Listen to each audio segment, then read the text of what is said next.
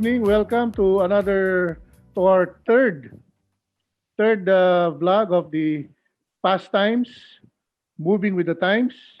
I'm your host, Dino Directo, the editor of the Pastime section, and I'm here with Francis Aguila, our resident technical guru, our loyal BMW guy, and here's Aiki and Alain, Geronimo. Kamusta na kayo? How was your week, guys?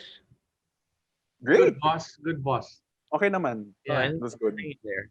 Oo, ang dami nangyari sa industriya. Ano bang, Aiki, ano ba nangyari sa mundo ng motoring sa Pilipinas tong linggong to? Siguro most significant for the Filipino consumers is the new Innova, the facelifted refresh Innova. Okay. Oh. Kailan nilaunch yun? Ano bang bago dun? Launched last Saturday, exactly a week ago. Okay. What's new is facelift lang siya, so it's a minor change ng harap, new grille, new fog lights, new wheels for the G and E variant. Mhm. Ano ba?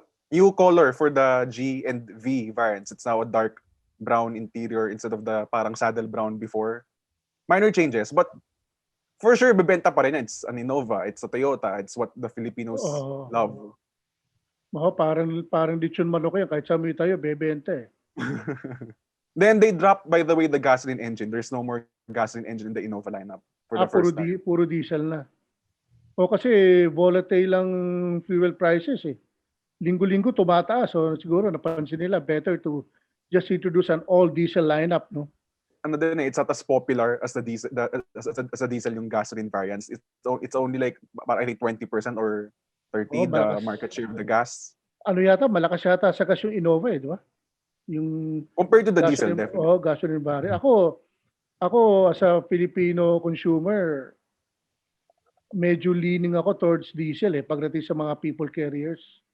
Mas practical That's siya, saka mas mura kasi yung diesel eh. Ano pa bang aside from the Innova, ano pa bang ni-launch this week? The BMW 4 Series. Yeah, yung paborito ni Francis. Himayin mo nga, Francis. Himayin mo yung bago 4 Series. Scrutinize the design. First of all, it's based on the current generation 3 series. So, you know it's gonna drive well. You know it's gonna be very safe, feature packed, and everything. But Parang ako impression parang si Bugs Bunny yata nag-design. I have to get this off my chest. Sige, go ahead. I have to get Free. this off my chest. Parang therapy to sa akin. I'm sure you're not the only one who feels that way. Are you a fan Okay. of the grill? Yeah, actually, you know what? The overall design of the car is good. I like the taillights. I love the silhouette. The proportions are good. What bothers me the most about the grille is that it's not even really functional. They've closed off the grille completely for aero purposes, specifically aero with regards to fuel consumption and highway. For cooling, they have the active grille shutters, which basically a vent opens to allow air to cool the engine when needed. So if you don't need all that space for a grille, why even bother? Siguro that's applicable for cold countries like Europe or America, but for tropicalized country like us, di ba, baka mahirapan yun. Hindi naman siguro, boss. Kasi, for example, the current Generation 5 series also has that same active grille. But they didn't have to make the grille so big, and it works fine. Diba? For example, the 520D is a diesel engine, so mas mainit ang takbo ng diesel kaysa sa gas, diba? It's a higher compression engine. And it works fine. There are no reliability issues. There are no cooling issues. It's a great car. I've even driven one on a racetrack, completely stock, and it can handle even basic track duty without the temperatures moving up. So, hindi naman kailangan. Bakit pa? So, that's it for me. I mean, I think it's a minor detail if you're talking about compared to the rest of the car because the car itself is great, but nasa harap eh. Yun ang nakikita mo day in, day out eh. What if they brought here the M4? Sorry? What if they brought here the M4? Is the M4, yung bang M4 Big, The M4 has the same Yes, it grille. also has the giant grill. Also, it's the same grill. But you know, Dino, again, the silhouette is good, the proportions are good. It's just, and what I don't like so much is BMW has this campaign on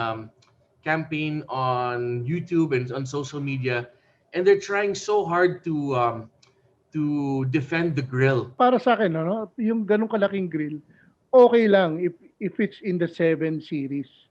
Kasi it's a Yes, big agree. car, you should have a big nose. Pero Agree. for a small car, di naman small, parang, well, anong category ba yon, Aiki? Compact mid-size. It's Yeah. Compact mid-size? technically a compact, pero it's at 4.7 meters long. It's already bordering on the Yeah, mid-size. Pag nasa rear view mirror mo, kala mo kakainin ka eh. Would you guys ikaw. hit me if I say that I like the grill? It's subjective. It's subjective. Yan, Aiki. Come on. Bakit mo gusto yung grill, Aber? I don't know. Actually, don't like the grill initially when I first saw it, but it tends to grow on me. Ikaw, Alain, what do you think of the new grill of the BMW, yung massive front grill? Entirely unsure ako sa design direction ng BMW nowadays. Mas gusto ko pa yung mas gusto ko pa yung bagong yung 2 series ngayon because of the grill is not that big compared to other models. Yes. Parang Mercedes-Benz also got the same flack. Diba doon, yung mga emblem nila nasa hood eh. Parang hindi na yata, parang sumobra naman laki ng logo ng Mercedes. Sige, alam na namin Mercedes yan. Parang gano'n ito. Alam na namin BMW yan. They were the first to come out with a massive grill. Well, aside from yung mga old American cars in the old 1920s, 1930s, they really had the big grills to the whole front. When they came out with that giant grill A6, sila yung nauna, sila may kasalanan nito eh. Hindi kaya yung designer yan fan ng Rolls-Royce? Siguro, sa panahon niya, gusto niya lahat ng grill na i-design niya, ganon. Kasi that is what makes him different from the other designers. But Dino, Diba? BMW has a history of this, ha? It started with the Chris Bangle era. Dino, it's been 20 years, I still don't love that 5 Series, I'm sorry. Para sa akin, well, it depends on the person. If ako, personally siguro, it would take me some time. Siguro mga ilang titig sa kanya bago ko siya magustuhan. Masakit sa akin is that BMW still makes beautiful cars. As sabi ko, the 3 Series is beautiful. The grill's a little bit bigger, but it works. Even the current 5 Series, they increased the size of the grill, but it works. Diba? The 2 Series is good looking. The Z4 is really good looking. Pero the mere fact that, as you mentioned, Aiki, Francis, that BMW is defending the grill. They're feeling the heat. Na, di ba? Yes. Not everybody likes it. You're coming out with an ad or a Facebook or a YouTube video about how good the grill is. Di ba? Parang katulad nun, may grill ka na, tapos kailangan i-automatic mo pa na bubukas. Ang purpose ng grill is to let in air. So for me, that's additional cost. And pag nasira yun, mahal yun. They actually have a marketing campaign. They have a Yes. marketing campaign that says that they tweeted "Okay Boomer" to those who say that that people don't embrace change with the new Diba? BMW grill. Yun lang malalaman mo, there's something, they feel also that they did something wrong. Ano yung ilo-launch ng Volkswagen? Yeah. Kasi nag-tease si Volkswagen nung February 23 or 24, I think. Doon sa Facebook page nila, they actually showed the T Cross SUV. It's a small subcompact SUV siya. That's made by SAIC Volkswagen. It's been marketed in countries like India and Chile, even Europe, in fact, actually. The next day, binigyan kami ng invite about Volkswagen for a press briefing, and they didn't specify the details about it. So I'm assuming that they're going to give us a detail about the T Cross about it on March 12. I saw that car at the Shanghai Auto Show in 2019 when I was invited by Volkswagen to attend it. Maganda, sabi ko kay Pupi, kay Felipe Estrella, the president of Volkswagen. Sabi ko pa nung, ito yung pwedeng kalaban ng Hyundai. Pero ito kasi, it's a Chinese assembled Volkswagen, pero German quality. I even went to the factory and saw for myself how it is being assembled. Magandang I don't know, yung pricing siguro ang crucial dyan. Kasi sa ngayon, Volkswagen is having a hard time convincing people to buy their products. Number one, I'm sorry, Volkswagen, pero ang pangit na lineup nyo. Yung mga lineup nila dito, yung mga pan-taxi, I don't know who approves those models to be brought here. Kasi pag nagpunta ka Singapore, sa ibang bansa, ang gaganda ng Volkswagen eh. Yeah, they have the global models. Yeah, The dito, Golf, ang Volkswagen dito, taxi sa China eh. Santana. It's a Oh, taxi in China. I Pero don't know if they misread the market or inismall nila yung market. Did they do their homework? But alam mo, Pilipino hindi na tanga eh. Di ba? Parang we know what's good looking and we know what's ugly.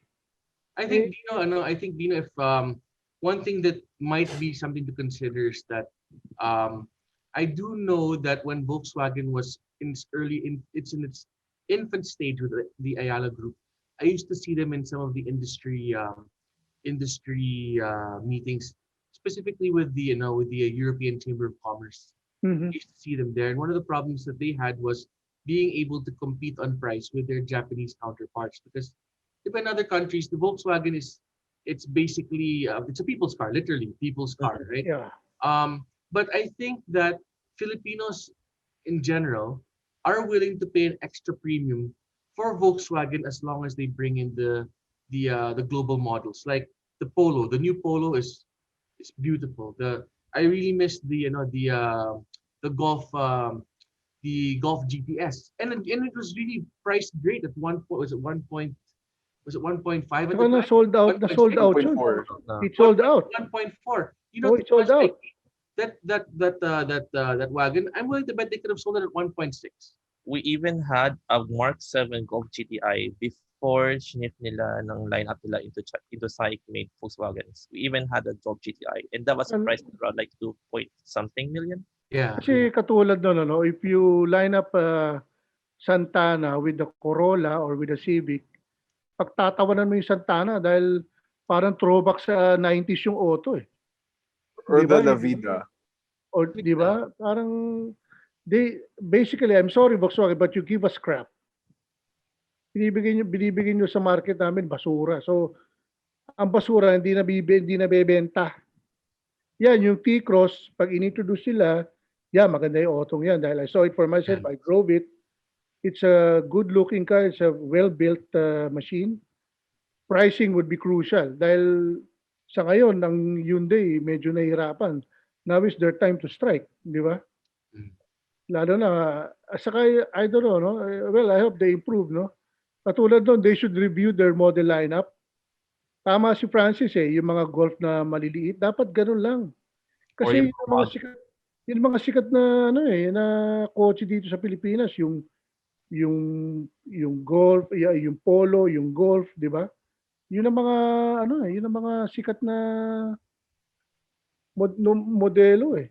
Kaya dapat I really believe that that the local consumers will be willing to spend a bit of a premium over the equivalent Toyota or the equivalent Japanese car, basically, or Korean car. Say naka-Volkswagen na po. If they brought in a higher spec or a more the global vehicles, kasi that's as Filipinos, we remember the glory days of Volkswagen dito eh. That brand loyalty that Filipinos believe that Volkswagen is medyo nakaangat ng konti. Saka they came out with a loud bang dahil I remember the launch of the brand sa nandun yung magkapatid, yung mga naglabasan nga raw mga konyo sa Makati that night eh. And I remember walking across Ayala Avenue with the two brothers leading the crowd to the Ayala Museum. Dahil nandun yung mga modelo. I remember that dahil all the people we were all pumped up. Volkswagen is finally here. But yung energy parang it died down. When we saw the models that's going to be introduced, parang ano nangyari? Parang akala ko ba, yung GTI, okay yan, yung Golf GTS, ayos yan. Pero after that, parang sabi sa akin, Francis, ano raw yun mga leftovers ng Mexico, yung mga hindi nabenta sa Amerika, diba, Dieselgate. Dieselgate, yes, correct. So, yung mga di nabenta ron, dinala dito. So, binenta nila dito and it sold here. But I think it's sold, but Dino, I think it's sold well, di ba? Oh, it sold well. out. Sold out actually. Actually, Dino, if I had mentioned this before to Sir Bob of Volkswagen. I said if they had the Golf GTS last year, like towards middle of last year, kung meron sana, I would have a Golf GTS right now. Hi Ayan na. guys, before anything else, I would like to introduce you to Attorney Louise Soriano, Hi, sir. Honda's Legal Eagle, a manager, GM for sales. Actually, sir, I wanted to ask about yung the upcoming city hatch na supposed to come out. Well, it's coming soon ata, di ba? But wala pang release date. Pinag-uusapan namin, will the jazz lineup be phased out because of the entry of the Hatch? Magandang sagutin yan, pero pagka ni-launch na yung saka ako sasagutin. Being honest lang, kaya na-interesan ko, in our one of our upcoming one of our upcoming print issues kasi, nagsulat ako about what I felt were the 13 most impactful cars of the last 13 years. Okay. And isa doon was the Honda Jazz. Okay. Kasi as in background ko is more enthusiast, karerista ko eh. So, for yung generation namin, yung mga born in the 1970s, Civic yung kinalakihan namin, di ba? Civic yan that's the car that yung high school, college ka, sana magkaroon ako ng Civic. For the younger generation, it became the Jazz, di ba? Sana magkaroon ako ng Jazz. Naging siya sa mga race cars, sa mga slalom, sa autocross, yung mga tinutono ng bata. Marami accessories kasi. And it became a real enthusiast choice, di ba? Yeah. Especially sa mga mas bata. And then change to the city, kung to bring in the city hatchback, parang I don't know kung as an enthusiast, I don't know how to feel eh. Parang nalulungkot ako eh. Hindi, sabi mo nga, di ba yung mga changes, di ba? Like for instance, JBIC, di ba? Tapos Jazz, di ba? Ako, attorney, hindi kaya pag pumasok yung hatch na yan, hindi kaya kainin yung market ng Brio? Hindi naman siguro. Baka mag-cannibalize yung internally yung mga modelo, di ba? Hindi naman, may mga kami, may mga adjustments na ginagawa para kasi yung talaga yung iiwasan ng isang brand eh. Pagka nag-release siya ng isang model, dapat ang una niya talagang pag-isipan yung cannibalization. Yun talaga yung dapat na pag-isipan. Kaya hindi naman siguro magkakaroon ng ganun kung ilo-launch namin yung city hatchback. Oo, saka yan, sabi nga ni Francis, ang mga Pilipino mahilig modify ng auto eh. So, Especially Honda bots. pag lumabas yung hatch niyan, malamang ang mga Pilipino maghanap ng mga accessories niyan. Malamang. Will you be introducing modulo accessories also for the city para doon? Or? May mga may mga discussion tungkol dyan. Kasi alam mo naman, kasi partner na talaga ng Honda yung accessories ng modulo at saka Mugen eh. Hindi naman talaga nawawala yan. Talagang kinukonsider din. Every time we launch naman, tinitingnan namin yung part kasi ng ng SP planning. No? Kasama doon sa aming sales and sales planning. Talagang tinitingnan lahat ng mga aspeto, yung purpose ng marketing, tapos yung accessories, yung readiness ng after sales, kasama yan sa pagpaplano. May mga committee kami nagpaplano tungkol dyan. Kaya bago kami mag-launch ng isang modelo, matagal na pagpaplano talaga. Mga isang taon ganun. No, I would like to welcome the presence of Hattori-san. Good afternoon, Hattori. Good afternoon, dear sir. Long time no see.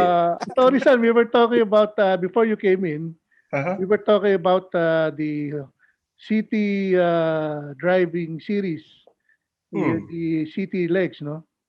Will there be a CRV leg also? Even one event for the CRV? Because the CRV is one of your best sellers here in the country and also in a global stage. Especially, I have relatives in the US who own CRVs. Yeah.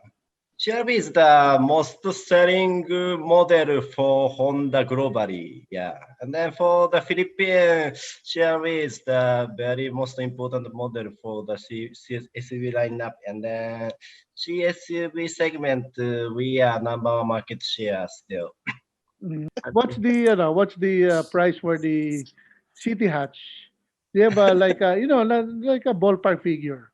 So more or less the people would know because a lot of consumers are waiting for the hatch version. Yeah. Especially, most probably you will have an RS also RS version of the hatch. Yeah. If we are launching city hatchback RS, in that case, almost similar pricing of Jazz. If we launch. Similar price. Mapipace out nga yung Jazz. Confirmation. Can I Just mention my Confirm dream na. for the city hatchback? Can I tell you what my dream is for the city hatchback, Katori-san? Sorry, again, please. Because can I tell you my dream for the city hatchback? Because the original version of the city hatchback is now a classic car. Yeah. Small car hatchback with a motocompo in the back. Yeah. I read that in the US, Honda Cars USA filed for a patent for Moto Compacto, which is going to be used for an electric scooter. My dream for the city hatchback is that you can have as an option an electric scooter for the back, just like the original city. Yeah, because Hattori-san, attorney, we were in Motegi when we Yeah. did the original City Turbo with the Motocompo beside it. Yes. So that is where Francis got the idea. Yes. Maybe They'll bring in the 1 liter Yeah. turbo engine, the new 1 liter turbo engine VTEC, and then you have the Motocompo or the new Motocompo, Motocompacto in the back. That would be my dream for the city. but that no, Tony, that's a good display. When you launch the City Hatch, you launch the City Hatch with a Motocompo, Motocompacto. Yeah. But such kind of lifestyle approach is also important for us. So thank you very much for your suggestion.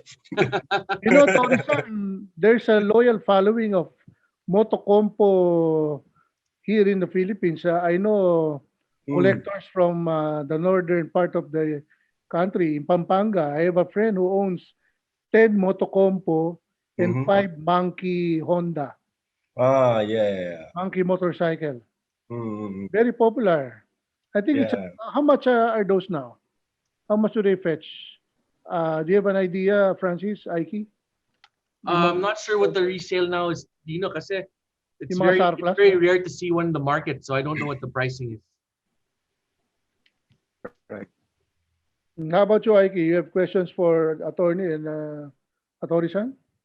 Yes. Ako. All right. I was actually wondering how is Honda affected by the safeguard measures of the DTI? Like, what's gonna happen to the prices of the cars?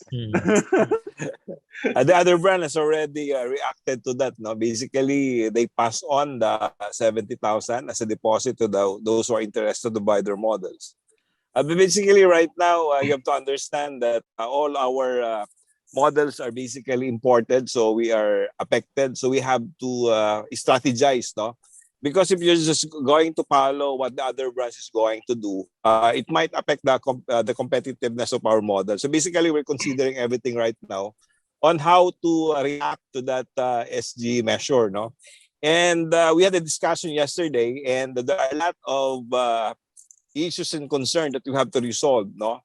And I think we could settle this one by next week. And whatever decision we have in Honda cars, we're going to assure you that we're going to issue a official statement on this one. Okay, but right now, we have not yet finalized our decision on how to react to the implementation of the safeguard measure. So I know you've been waiting because the other brand has already issued their advisory on what to do on the safeguard measure. But for Honda, please wait. No, we are still discussing it. No, so please wait for that official announcement. As a group attorney sa Campi, have you tried to talk some sense to the government? Because this year is supposed to be recovery year, and doing that can hamper that.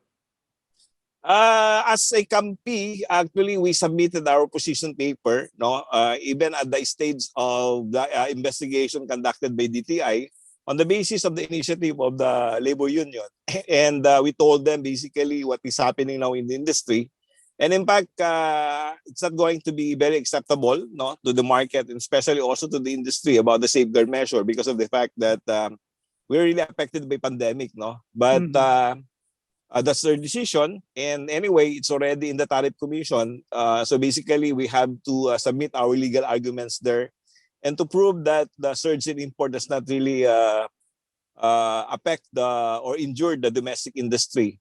Because in fact, if you notice, even the manufacturers themselves are actually opposed to the implementation of the safeguard measure.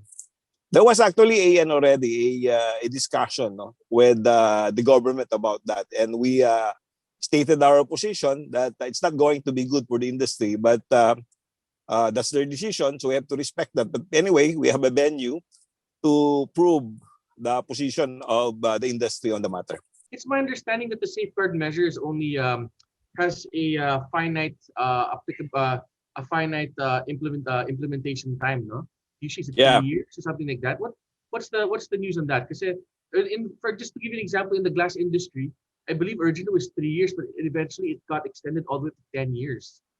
So I wonder That's how that, the rule, basically. But right now, what the government implemented is just a temporary safeguard measure. Mhm. Well, it's a provisional that is going to be effective for 200 days. So that means that the Tariff Commission is given that period, 200 days to decide. Then later on, if for instance, the Tariff Commission is going to recommend to impose really a definitive safeguard duty, then usually under the existing practices, no, that implementation would be effective for 4 years, and then it could be extended, no, until there is an improvement in the domestic industry. Okay, so that is basically the practice for the implementation of the safeguard measure. Sige, I have another follow-up question. Since the CT and CRV's launch, how many units have been sold of the 2021 CT and CRV? If you can give us a ballpark figure. Currently, city 1,400 units or more, and then CRV we launched. I think more than 600 or more, such kind of level, I think, yeah. That's a good number. It's a good number for, especially for a compact crossover SUV. And Yeah, then, yeah. then as a follow-up as well for the sales numbers, how is Honda's sales numbers for January 2021? Are there signs of recovery compared to December or? Yeah, January 21, our retail sales number was 1,306 units. And then that number compared with our fourth quarter of 2020 average around 1,200, so a bit better than 2020 last quarter. So we are thinking our strength in the market is relatively gradually improving. That's a good sign. It's a really good sign for the automotive industry. Yeah. But for us, the safeguard duty is a bit challenging, but we have to overcome it. Yeah, let's ask Hattori-san. We read it actually Global Honda sent me a release, Hattori-san, that Honda will be offering on a limited number a Honda Type R crate engine. Oh, yeah. Will it be available here also for enthusiasts like Francis Aguila, who races on a wheel or who races cars on wheels? Yeah, of course we'd like to consider, but if your demand is very strong, please let us consider. Yeah. So, kasi at Toyota noon, Hattori, alam ko, nag-offer ng TRD engine noon eh. Ang Honda ba, pag gano'n, order magpaparating kayo? Hindi. It all depends naman on that. No? Siyempre, we have to understand also there are a lot of consideration, like for instance, how it's going to increase the brand. And basically, you have to consider also the recovery of profit. No, there are a lot of consideration basically, but we could always consider. No, if there are order. The new City Dino has a 6-speed manual. Baka put it in the new City. Pero ba, will there be a manual version? There's, but sir, attorney, there's base variant. City, there's a 6-speed manual variant, correct? I think Attorney-san, can you answer that? I think. Yeah. City, the best grade has the six manual transmission. Yeah. Which actually Manual. it's a really good. But for me, I feel like that's a really good move for Honda because Yeah. it's the 6-speed manual is very rare in any car, and to have it in the entry level sedan really gives back the Honda sporty character to the enthusiast. Like we were talking about earlier, Tony, right? The younger generation who wants a sporty car can still go to Honda and say, well, now it's a Attorney, you remember before when you said, "Oi, 4-speed manual, 4-speed." Yeah. Attorney, now it's 6-speed. Yeah. Yeah. Previous model has 5-speed manual, but we are improving manual transmission to the 6-speed manual. Yeah. If you And bring Honda's in, manuals are good. if you bring in upgrades for that, it will be a popular model for enthusiasts. Alam mo mga Pilipino, we love speed. Yeah. Eh. Yeah. They love speed. Oh, pagka, Hattori-san, when you say Honda here in the Philippines, Mhm. people remember SIR, Yeah. Up to now, SIR is very valuable. Yeah. Very, Price, very, the very price good. the price is Gone steady, up. doesn't go down. Eh. In fact, Gone up. di ba, Gone up. it's gone up. Yeah. Very good model and Very collectible. yeah. Legacy for us. Yeah. Maybe this hatch might become might become the current SIR of this generation. Yeah. But Manual version. if we launch, well, we hope so. Especially during the 1 week turbo check. You confirmed earlier you're going to launch it.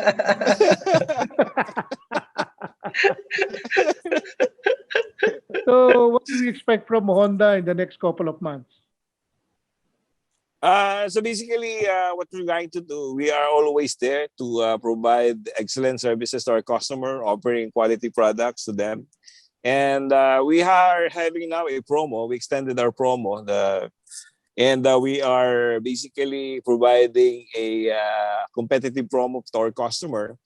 And also this month of March, we're going to have the raffle for the Brio. And I think this is the last opportunity to invite all the Honda owners to please register your car with us. Just update your information, and you have the opportunity to win a Brio to a raffle. So just update your information, and you have the opportunity. And basically there are a lot of exciting prizes to be raffled off. Another thing is that we also extending our promo for we call the UIO, the unit and operation. We call them the Honda owners who would like to upgrade their cars, and we're also providing promo to them. So basically, these are the promos that we are offering this month. And as always, Honda is always we are always committed to provide the quality products and excellent services to our customers. So I would like to invite all those watching right now to visit our website at www.hondafield.com, and you will see a lot of information about the Honda products there. So pwede ko rin stop yung mobilyo ko pala. Stop ko sa HRB. Pwede, di ba? Oh, Alain, you want to ask a question? Aside from the city hatchback that you're going to launch, how many other models are we going to witness to launch this year? How many other models? would like to keep the public excited about the models that we're going to launch in the Philippines. I know naman when Honda is going to launch, the public is always excited. So we want to keep them excited about this launch. Okay. Without necessarily saying how many models are going to launch. So these are exciting times for Honda. Yeah. Oh, and congratulations for the ASEAN NCAP. Thank you. On the City and the Accord. Kaya si Mami Lai, so bagong goli. Ano naman, inspiration naman lagi yung public dyan eh. Yung aming mga customer on how are we going to improve. Lalong-lalo na priority. Our priority is always the safety. Kaya maraming mga improvement na ginagawa ang Honda pagdating sa mga bagay. Kaya inspiration din namin yung siyempre yung consumer and the public about this mga ganitong initiative ng Honda. Yeah. Attorney, Thank you for that. on the note of safety, I also have to commend Honda cars for their on the website. It's very rare to see any manufacturer on the very top of the site say these are the active recalls, to really inform the customers that to let the customers know that Honda cares about them. Most companies keep it quiet. I have to commend you for that on your website. Yeah, thank you for that. In fact, totoo yan kasi marami pa kaming gustong ma-reach out ng mga customer. In fact, nasa pa lang kami, nasa mga more than 60%. No? Ang target talaga namin is mga 95% ma-reach out. No? Kahit yung mga lumang modelo, kaya kung may kakilala kayo, if you know someone who had old models of Honda, no, please encourage them to visit our website kasi baka covered yung kanilang kotse para mapalitan. Anyway, libre naman yung pagpapalit di ba? So let us also encourage our friends who are Honda owners, no, just in case their cars are affected by the recall, no, please encourage them also to visit our website just to check whether their cars is affected. And we really appreciate this kind of effort on your part also to help these friends of yours, no. Talagang yan, that's our obligation really, no, to keep our customers safe. That's why we are always very persistent, no, in asking these customers to go back to the dealership and have their car check whether they're affected by the recall, no. So yun, ganun po talaga siya. Ako personally, nasubukan ko yung recall na yan dahil yung fuel pump nung CB ko pinalitan. Walang walang question. May kasama pang spoiler. Isang dealer yan. Isang dealer yan.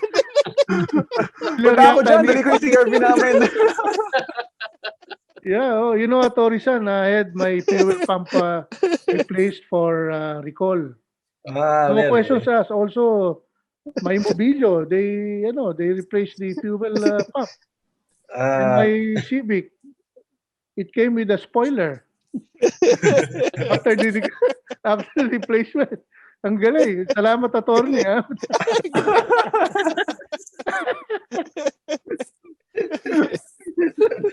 Kaya pumogi yung kotse ko Puto. Ikaw, Aiki, swap mo na yung CRV mo. Pero promo sila, attorney. Upgrade to the new CRV. Yeah, upgrade your... Upgrade mo na. Hattori-san, Isaac is... what's the year model of your CRV? 2010 with the K24 2.4 liter gasoline engine. Yeah, I think we have the same CRV, no? Same model. The all-wheel drive model, 2.4 SX. Still drives great. A sporty SUV. I love the VTEC, the K24 engine. It's one of the legendary K series Honda engines pa nun. Yep. I still love it till this day. Yeah.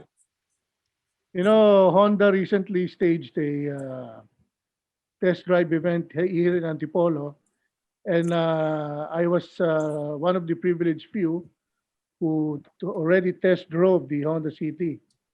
With this, we're going to show you a video of my review of the new Honda City. The Honda City is a subcompact car which has been produced by the Japanese manufacturer Honda since 1981.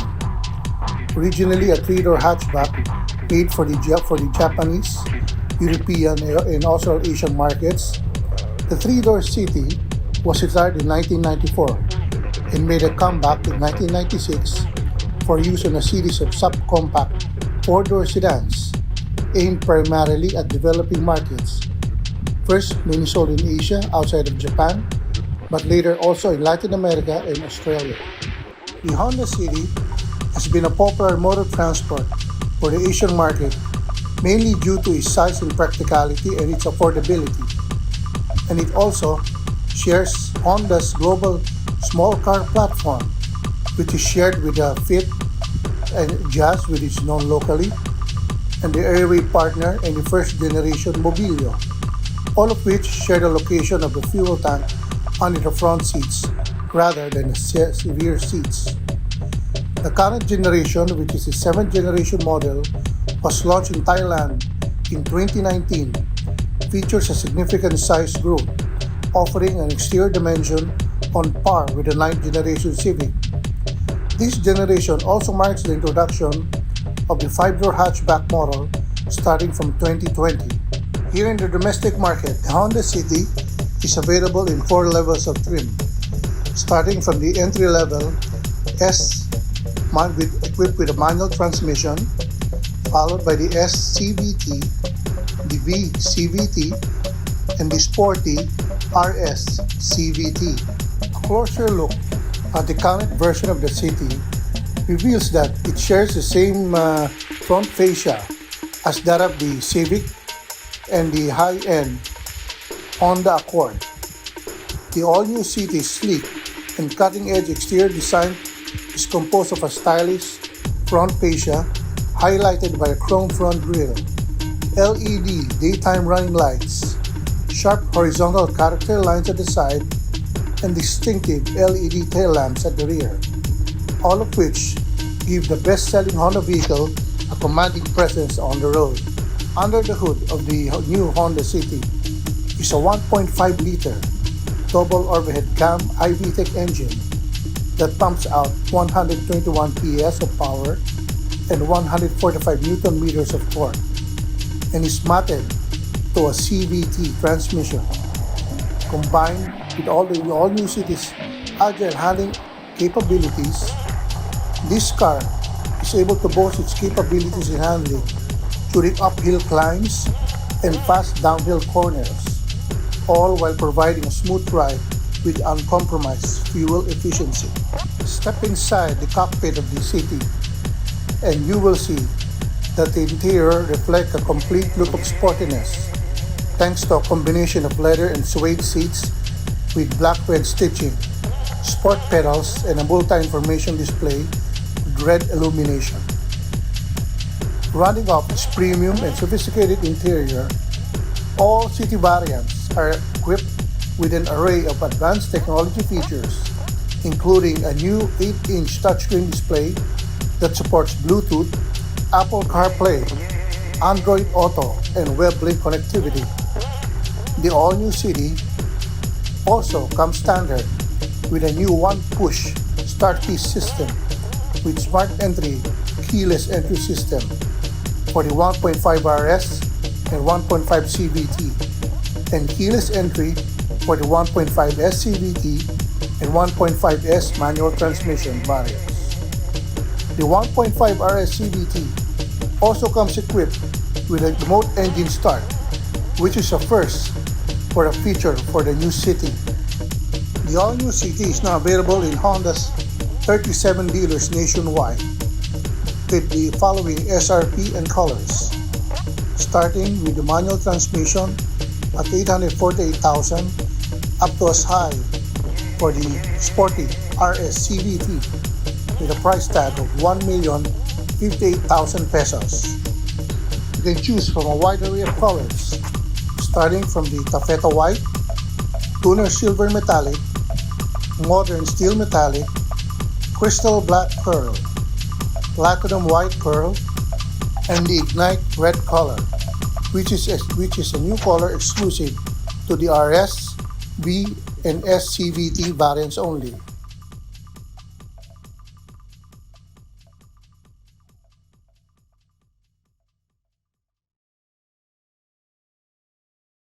Okay, that's it for our third video blog. We'd like to thank Honda Cars Philippines for joining us, Attorney Louise and Hattori San, and for Laika and also Laika Andres for facilitating the invites. Again, on behalf of my team, thank you for being here with us, and thank you for another hour or so. Francis, Aguila, Alain, Geronimo, and Isaac, Chewy, who's now in Thailand, and Jen, good luck sa grocery mo. See you next week.